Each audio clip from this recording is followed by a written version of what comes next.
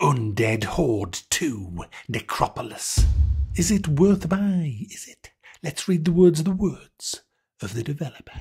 Become an undead king and raise undead minions from the remains of your enemies. Command an undead army and rebuild the necropolis after the vile attack by the living. Undead Horde 2 is an action game with elements from role-playing games, strategy and hack and slash. Yes guys, this is an early access game. It's not out yet, but I've had a bit of play with it. About 4 hours I think, although there was a rather large Tesco order in the middle of that, and I did have a shite at some point and left it on, and I was mildly constipated, so we'll probably deduct. Look, what you do, you have this absolutely trashed out place where the undead live, and death is in charge of the undead. You're still king, but he's the daddy. And so you've got to try and rebuild this. And you have to do that by killing everything and invading the lands of the elves and the humans and all the nicey people that don't really like death much. But you've got to introduce them to that. And the best thing is, guys, when you kill people, you do a Game of Thrones and raise the bones to be your warriors. You just raise them up, guys. Raise an army up. Unfortunately, you can't just keep raising them up and have a massive army because there is an enemy cap on... Sorry, not an enemy cap, a level cap. No, not a level cap. Mac, get your fucking words out, man. It's an army cap. A cap on how big your army can be. Now, that goes up as you level up and you buy things and equip new trinkets and stuff like that, because there's a lot of shit, guys, in this game. A lot of shit that you can collect. There's a lot of rewards, the stuff you can buy from vendors, and that's where the RPG-ish kind of stuff comes in, because you kind of build your own guy by equipping different weapons and different staffs that give him all kinds of crazy powers. Basically, the way the combat works is you'll have like a slashy weapon in one hand and a staffy weapon in the other hand.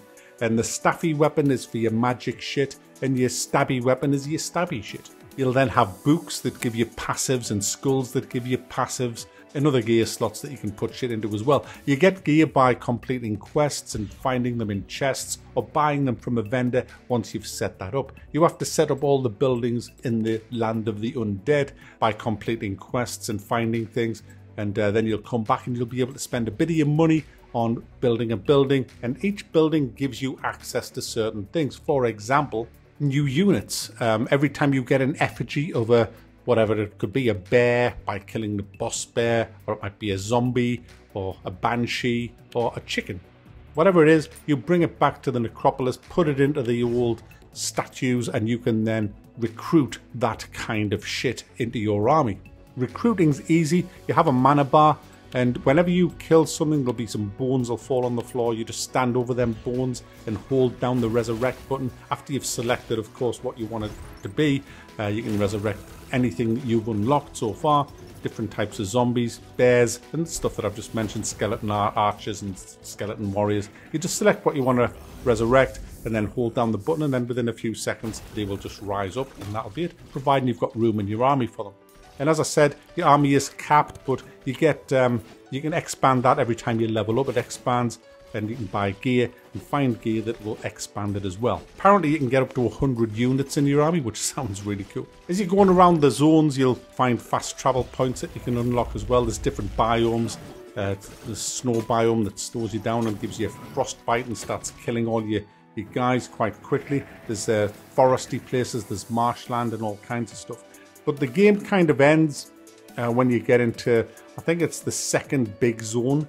It just says that's it for early access. They're going to open the other. You can see that there's 4 big zones. So yeah, that's quite a bit of content, considering it took me probably around about 3.5 hours to get through zone 1. But I didn't know what I was doing. You can probably get through zone 2 a hell of a lot faster than that.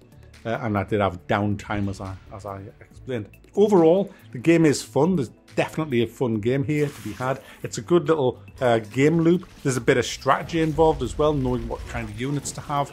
There's enemy bases with guard towers that you've got to watch out for as well. There's traps as well around the map that you have to dismantle, I guess, to get through.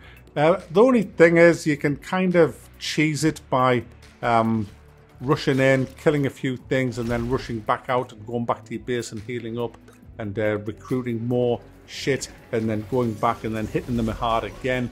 I guess it's a necessity to do that. I did it a lot, actually. I would not like to see that go out of the game, but some people might say you're a bit of a cheese lover for doing that. I do like cheese. I like Edam. I like mozzarella. And after playing Elden Ring, it's all about cheese builds. Upsetting them again. Damn.